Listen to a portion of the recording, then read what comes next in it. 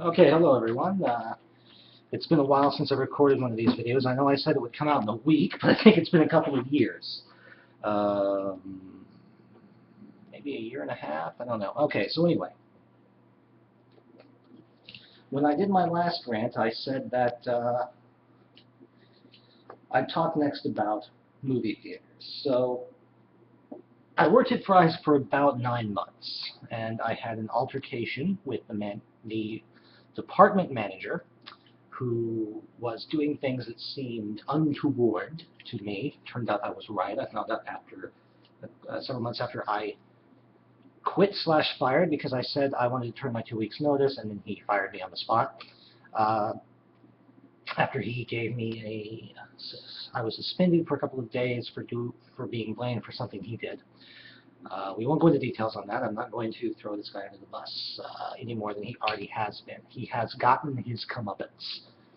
But I found out several months later that he was actually fired for stealing from the cage. If you remember in my first video, I said it was the cage supervisor. He was fired for stealing from the cage, and the things that I was asking him about, why are you doing this, it doesn't seem right, turned out he was trying to hide stuff to make it easy to steal. So, after I finished working at Fry's, I ended up working in a movie theater nearby the Fry's, mostly so I could go and talk to the people who still worked at the Fry's, and also because it was nearby, and I was able to put in an application pretty easily. I ended up getting the position of lead usher. That's not really an actual position, it's just the senior usher who is in charge of the other ushers during their particular shift. So it's not a real position. There's no pay rate. You're just one usher is listed as the lead, and the others are the assistants. Lead ushers spend most of their time, actually, they're at least at this movie theater. I don't know if other movie theaters are the same, but at our movie theater, they were the one who usually tears the tickets and tells you which theater to go to. So, you know, you look at your tickets and go, oh, you're going to this. Here you go, here's your ticket. That's going to be movie theater 27. It's down that way. Most of the time, it was a pretty boring job, except seeing people make absolute messes. I have never seen people be more inconsiderate of other people as I have in the movie theater, and it actually kind of has made me kind of jaded when my parents would tell me to clean my room, because I look at them and it's like, I've got a shirt on the floor, it's closed, it's not going to rot. I've seen a floor that was covered in vomit, that had popcorn covered on top of it like a weird ice cream topping. This isn't messy. This isn't nasty. What is in this room is not bad in comparison, by far. So, but one day I did get what had to be the strangest issue. So, movie ratings. There is, first of all, I want to be clear about something. There is no federal mandate law concerning movie ratings. They are voluntarily adhered to. The movie theaters and the movie production companies have set up these guidelines and these ratings for their own benefit, basically self-regulating to keep the government from feeling that they need to step in. And it's actually a really good method for any media to do. And we'll get into that a little later in this video, or maybe in another video. So, you all know the ratings. G is general audience, PG is parental guidance, parental guidance suggested. PG-13 is parental guidance suggested for under 13. PG is assumed that teenagers don't need, young preteens, teenagers are old enough to not need parental guidance for the particular issues that are being, let me adjust the camera position here a little bit. There we go. That PG is basically, PG and PG-13 is kind of a weird gray area. Because I think probably some families, they have different criteria on what a child can and can't see, but that's up to the parent to determine whether or not a child goes to see a particular movie in the movie theater. And then you have R. R is restrictive. no admittance without a parent under 17 years or younger. Now there is another rating in C-17, which is no children under 17, period, with parents or otherwise. There has not been a major motion picture release movie that is rated in C-17 since Showgirls. So you're not going to see an NC-17 movie. And not for the reason you might think, but we'll get into that in a second. So most movies that come out at PG or PG-13 because that's where you get the widest audience. Older audiences are less likely to go to a G-rated movie unless they have kids of their own, because a G-rated movie has a stigma of being a children's movie. You could write a G-rated movie for adults, they would not go see it unless they had children. That's just the way that thinking goes. PG, it's the same way, kind of.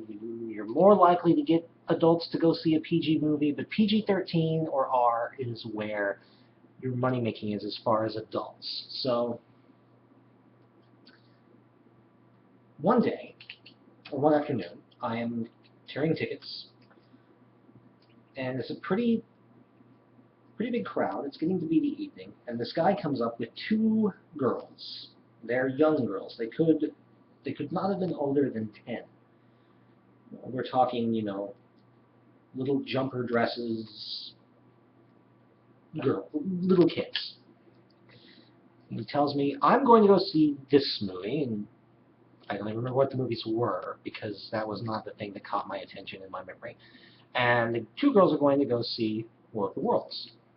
Or was it War of the Worlds? Well, I may be wrong on that. I'm not sure what War of the Worlds rating is, but it was an R-rated movie that he wanted to walk his two girls off in alone to go see. I'm sorry, sir, I can't let you do that. It's an R-rated movie. The theater's policy is to abide by the ratings. Then it's an R-rated movie. I can't let you take those kids in unless you go in as well. So I'd be more than happy to let you go watch that movie, but you have to be in there with them. Well, he exploded at me. I don't want to watch that movie. They're the ones who want to watch that movie. You have no right to tell me to... Oh, I have no right? Watching movies is not a God-given right, people, okay? It is a privilege. You've paid money to a group, a company, so that they will entertain you for an hour and a half. That's not a privilege. That is what's the word I want to look for? That is that's not a right, it's a privilege. It is a privilege. I got my words jumbled up there. A privilege can be revoked. Okay? That is something that society, we're going back to the whole beginning of this long multi-video rant, so we are bad at social things. Society has kind of forgotten what privilege means. Let me put it to you this way. When you go to a place and you pay for a service that is not necessary for your survival, you are involved in purchasing a privilege, a luxury. Item is not the right word, but that's the closest one. It's a luxury trait, a luxury event. Luxuries are not something that you have an irrevocable governmental right to. Okay, you have the right to life, liberty, and the pursuit of happiness, but not happiness. You have the right to pursue happiness, okay? That's a distinction. You aren't guaranteed that you will be happy. You're only guaranteed that people can't stop you from trying. Trying does not mean you will succeed. Trying does not mean that other people have to continue to help you try. So back to this guy. He yells at me for about 5-10 minutes, and I just tell him, I keep calm, just tell him, sir, I'm sorry, I can't do that. I'm not allowed to do that. It's the company policy. Eventually he asks to see the manager. So I radio the manager down. And the manager comes down on the radio and goes, what seems to be the problem? And this guy rants at the manager. And I'm standing there, still tearing tickets, because he's talking to the manager now. I'm still doing my job. Manager turns to me and goes, manager turns to me, kind of shakes his head and turns back and says, sir, I'm going to have to ask you to leave if you're going to continue to behave this way to our customers.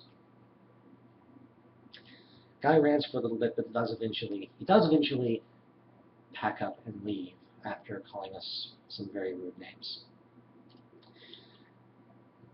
But that's not the only thing I've seen in the movie theater. And I really do feel sorry now for people who work at movie theaters, because they see some terrible things. They see some bad things. So one time, we actually walked into a movie theater at the end of the day, so we were doing the final cleanup for the end of the day. And we actually found a guy passed out, drunk, in one of the chairs. Just gone, completely unconscious. And we had to go get the police officer who patrolled and stayed in the theater with us while we were closing to make sure nobody tried to break in or harass us until we were free to leave, to get him to extricate this guy who reeked of liquor. I mean, he smelled like single malt whiskey. Get him out of our theater, and he had to call another officer and get the guy escorted to the lockup. We have seen, well, angry parents aside, the worst person I have ever seen in a movie theater is children, specifically groups of children. A lot of movie theaters do these movie camps, summer movie camp. Come see old movies your parents probably have on DVD on the big screen. That is probably the dumbest idea I've ever seen, because children do not care about etiquette. It's not something that they've learned yet. So they tend to throw their popcorn all over the place, spill their drinks all over the place, spit gum onto the chairs in front of them, stick gum onto people's hair, shoot spit wads at the screen, vomit. For no reason. Wasn't even eating anything, but just felt like vomiting. And then you have 5 minutes to clean it for the next group of people to come through. Working in a movie theater in the summer will make you hate small children for the rest of your life. No, not really. It won't really make you hate children for the rest of your life, but it will make you hate them for the duration of the time you're there.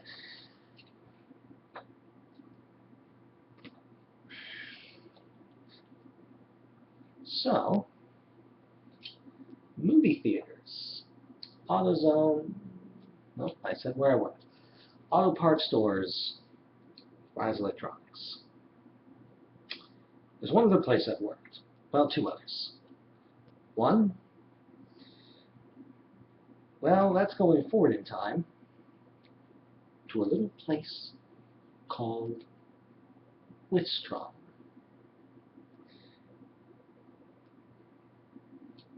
Do you know what happens to your computer, to your laptop, when you send it in to be repaired? Because I do. Find out next time. This is Dark Nexus, signing off.